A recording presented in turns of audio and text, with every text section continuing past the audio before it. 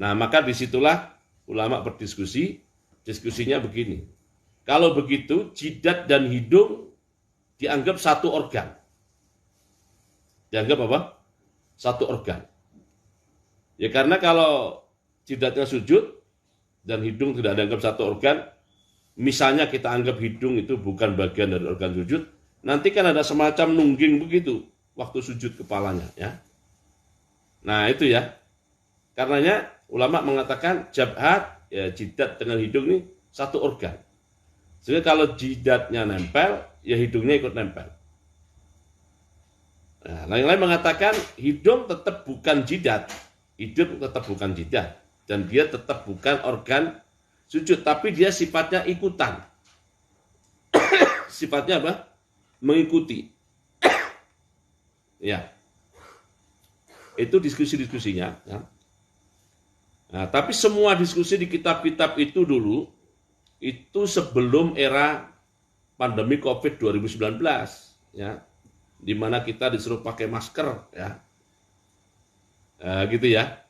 Nah, begitu ada urusan masker ini diskusi ini muncul lagi tentang masalah jidat dan hidung itu satu organ, atau yang organ sujudnya hanyalah jidat saja, hidung sifatnya ikutan.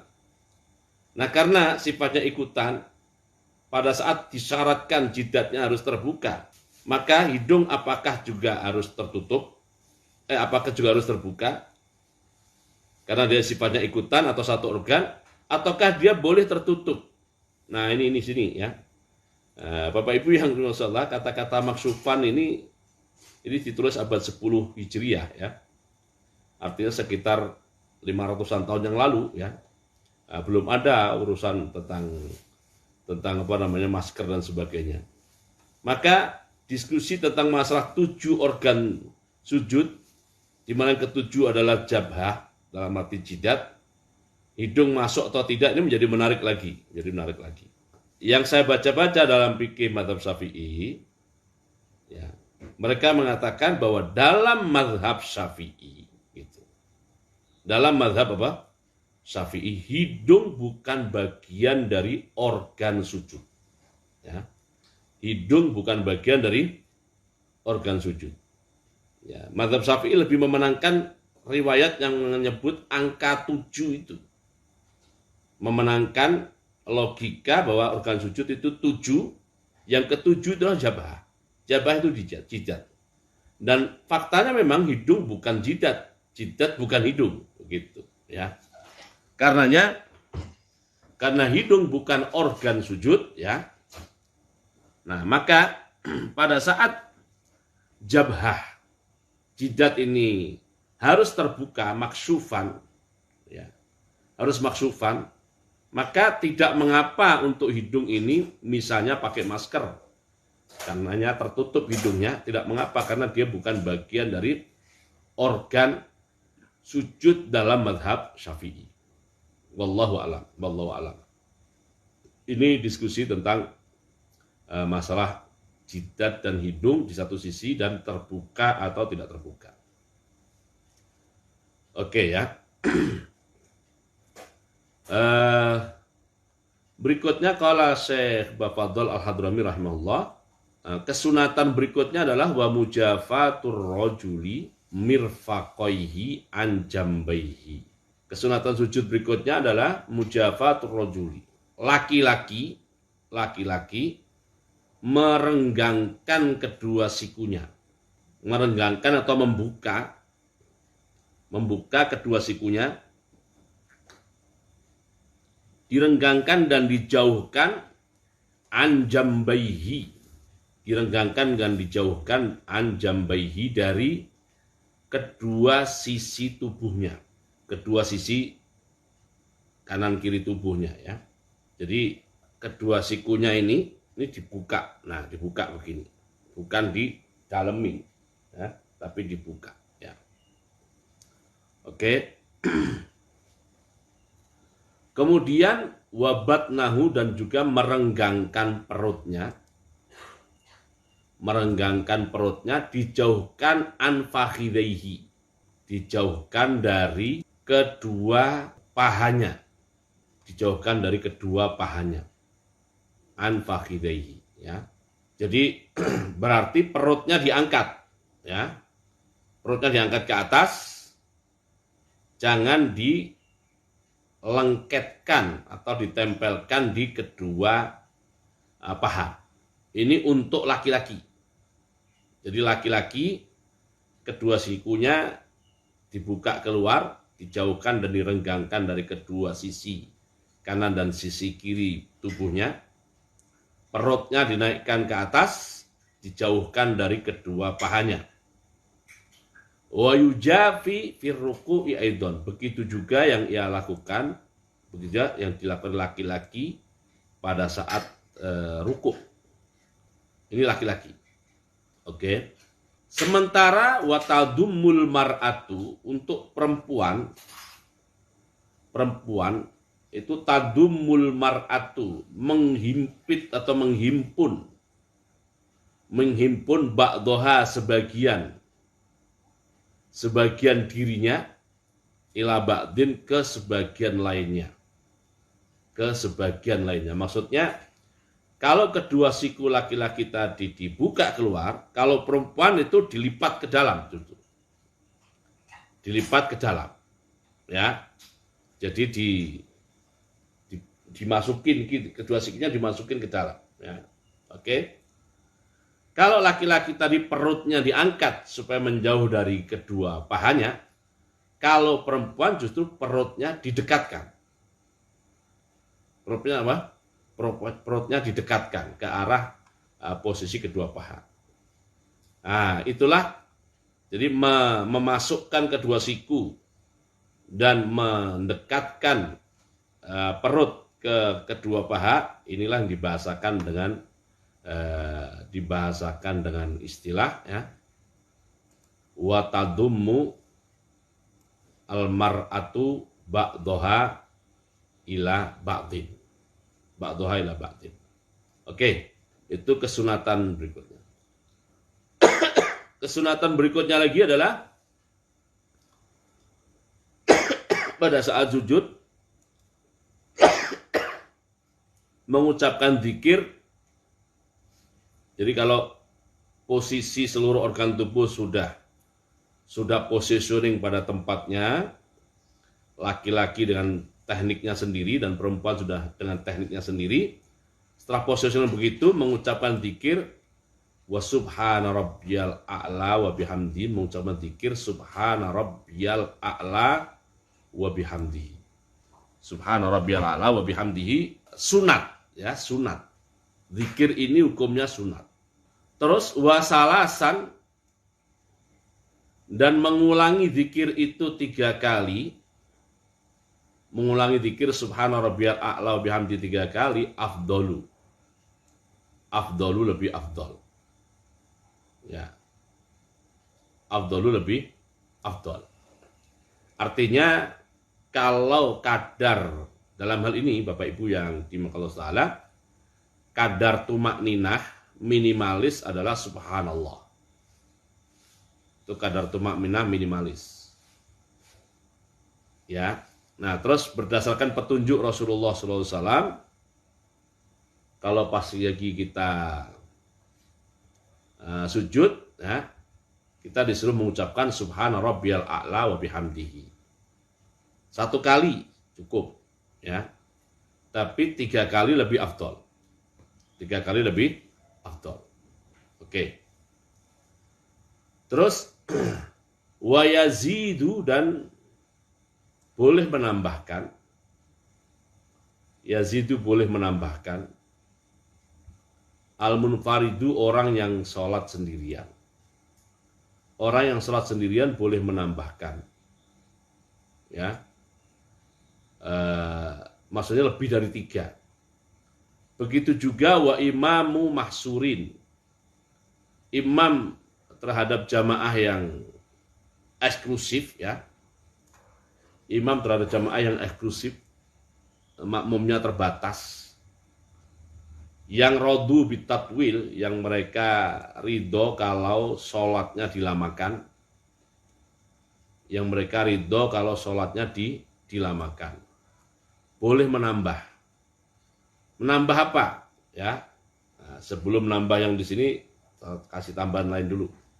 Boleh menambahkan subhana rabbiyal a'la wa bihamdihi sampai 11 kali. Boleh menambahkan subhana rabbiyal a'la wa bihamdihi sampai 11 kali. Jadi minimalis tumaninahnya subhanallah. Ya, petunjuk Rasulullah tuh minimalisnya adalah subhana rabbiyal a'la wa bihamdihi. Ya kan? Afdolnya 3 kali. Boleh nambah sampai 11 kali kalau untuk yang sendirian atau imam tapi yang jamaahnya mahsurin, terbatas dan bukan publik. Nah, masjid dalam komplek jamaahnya itu saja dan mereka radu bitatwil ya, atau saya istilahkan eksklusif tadi ya. Nah, di samping sampai 11 kali juga boleh menambahkan tambahan pertama adalah subuhun kudus Rabbul malaikati warruh. Ini oleh Syekh Bafadol digandeng jadi satu. Padahal ini 3 apa namanya? Ini 3 opsi ya, 3 opsi. Tapi oleh beliau digandeng jadi satu. Boleh nambah subuhun kudusun Rabbul malaikati warruh. Itu tambahan 1. Tambahan kedua adalah Allahumma laka sajadtu wa bika amantu wa laka aslamtu. Itu tambahan kedua. Allahumma laka sajadtu wa bika amantu wa laka aslamtu. Oke. Tambahan ketiga adalah ini yang biasa dipakai oleh kita saat sujud tilawah. Itu boleh dipakai dalam sujud yang bukan tilawah ya. Sajada wajhi lilladzi khalaqahu wa sawwarahu wa syaqqa sam'ahu wa basarahu bihaulihi wa quwwatihi tabarakallahu ahsanul khaliqin.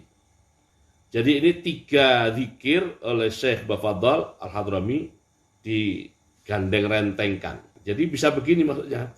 Umpamanya jadi opsi jadi banyak nih opsi. Ya. Umpamanya subhana rabbiyal a'la wa bihamdihi 3 kali. Terus ditambah subuhun kudusun rabbul malaikati warruh. Lalu bangun. Bisa ya.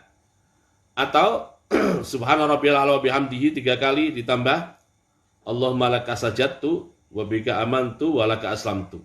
Bisa ya. Atau subhana rabbiyal a'la wa bihamdihi 3 kali lalu ditambah sajada wajhi lilladzi khalaqahu wa sawwarahu wa syaqqa sam'ahu wa basarahu bihaulihi wa quwwatihi tabarakallahu ahsanul khaliqin. Bisa. Bisa 3-3-nya digandengkan seperti di sini, di satu paketkan sekaligus. Ya. Ini kalau mau sholat sendirian, lagi tahajud, lagi qiyamul lail ya, lagi qiyamul lail dan sebagainya ya. Itu silahkan tambah seperti itu ya. Sebagian ulama juga boleh menambahkan namanya doa sujudnya Nabi Daud alaihissalam. Doa sujudnya Nabi Daud alaihissalam ya. Oke, jadi ini zikir-zikir yang sunat ya, yang sunat dibaca ya, dibaca. Lanjut ya. Lalu wajtihadul munfaridi. Ijtihadul munfaridi. Kesungguhan orang yang sholat sendirian. Disunatkan bersungguh-sungguh bagi orang yang sholat sendirian fit du'ai dalam berdoa. Dalam berdoa fi sujudihi pada saat ia sujud. Ya, baik dengan doa maksur ataupun tidak dengan doa maksur. Baik dengan doa maksur maksudnya doanya itu ada di Quran, doanya ada di hadis Nabi ataupun bukan dari yang maksur. Silahkan al-istihad fit du'a. Jadi bersungguh-sungguh meningkatkan permohonannya kepada Allah pada saat sujud. Tapi ini berlaku untuk al-munfarid. Untuk al-munfarid ya. Salat sendirian. Kalau jadi imam, nah ini repot. Makmumnya kan macam-macam hajatnya. Kecuali ya sudah TST ya. Kecuali sudah TST. Kalau Bapak Ibu perhatikan bagi yang pergi umrah di musim haji, ya di musim Ramadan.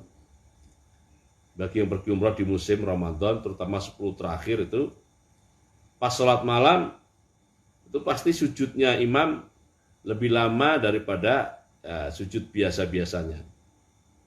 Waktunya lebih lama.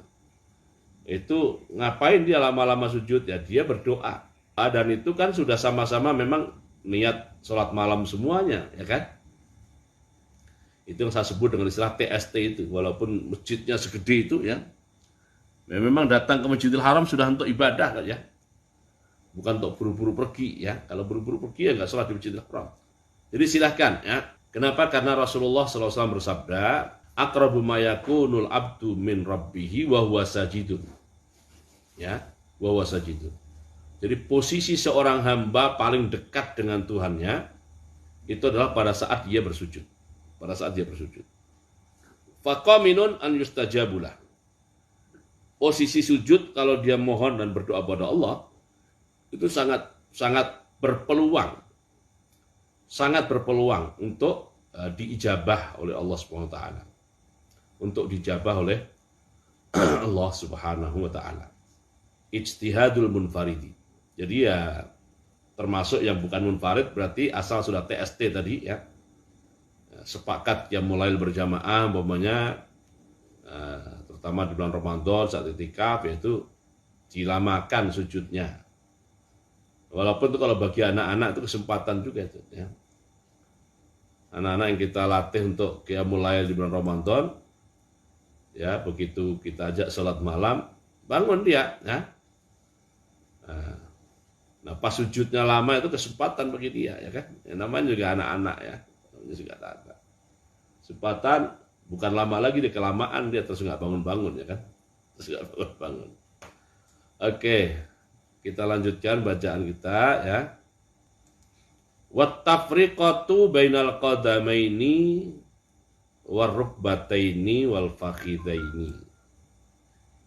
Pada saat posisi sujud hendaklah posisi kedua telapak kaki tidak dirapatkan kanan kirinya, tapi dibuka ya. Posisi kedua telapak kaki tidak dirapatkan kanan kirinya, tapi posisinya justru dibuka. Begitu juga posisi kedua lutut tidak dirapatkan tetapi dibuka. Begitu juga posisi paha kanan dan kiri ya, tidak dirapatkan pada saat sujud tetapi dibuka. Tapi dibuka. Lalu posisi sujud lagi, kesunatannya lagi adalah wawad'ul kaffaini, meletakkan kedua telapak tangan. Ini dijatuhkan di mana nih kedua telapak tangan ini pada saat sujud? Diletakkan dan dijatuhkan hadwal mankibaini, sejajar dan selurusan. Sejajar dan selurusan dengan kedua bahu. Sejajar dan selurusan dengan kedua bahu. Ya. Itu posisinya ya. Sejajar dan selurusan dengan kedua bahu. Bahu badan ya. Bahu pakai H, bahu ya. Lalu disunatkan juga adalah wadhammu asabi'il yadaini. Ya. Wadhammu asabi'il yadaini. Merapatkan jari jemari ya. Jadi pas saat sujud posisi jari jemari rapat. Ya, rapat. Wastiqbaluha ya. Wastiqbaluha dan menghadapkan jari-jari itu ke arah kiblat. Ke arah kiblat ya. Oke. Terus wa nasruha ya. Nasruha. Jadi menyebar, maksudnya nyebar tuh ya, tidak di kanan kirinya tidak digandeng ya. tapi dipisah gitu ya. Jadi jari jemarinya rapat, tetapi posisi telapak kanan dan tangan kanan dan kiri tidak rapat, tapi nasrun, dipisah. Oke. Rapat jadi berat bebannya ya. Kemudian wanasbul qadamaini, menegakkan kedua telapak kaki. Jadi posisi kedua telapak kaki tegak. Wa kasfuhuma, posisi kedua telapak kaki terbuka. Oke. Dalam arti tidak tertutup ya oleh sarung atau oleh yang lainnya. Wa ibrazuhuma, dan menampakkan kedua telapak kaki min saubihi. Nah, ditampakkan tidak terhalangi oleh baju yang dikenakannya atau pakaian yang dikenakannya. Tidak terhalangi oleh pakaian dikenakannya ya. Terus wa taujihu asabiihima, menghadapkan jari jemari kedua telapak kaki,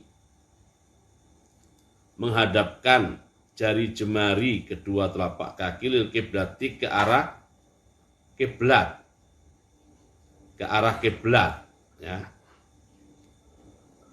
Taujihu asabiihima lil kiblati berarti posisinya adalah posisi memanjat ya. Jadi jari-jari itu ditekuk seakan-akan mau memanjat. Sebab dengan cara seperti itulah jari jemari akan menghadap ke arah kiblat. Kemudian wali'timadu ala butunihima, ya, bertumpu pada bagian dalam dari telapak kaki yang posisi jari-jari tadi. Bertumpu di situ ya, iktimat ala butunihima. Oke, Bapak Ibu yang dimuliakan Allah Ta'ala, inilah ya kesunatan sholat pada saat kita sujud. Oke, sementara kita baca sampai sini dulu ya. Kita cukupkan sampai sini dulu. Kita tutup dengan doa majlis dan surah al-asri. Subhanakallahumma bihamdika asyhadu an la ilaha illa anta astaghfiruka wa atubu ilaik. Bismillahirrahmanirrahim. Wal asri innal insana lafi khusr illa alladziina aamanu wa 'amilus shalihaat wa tawassaw bil haqqi wa tawassaw bis sabr. Assalamualaikum warahmatullahi wabarakatuh.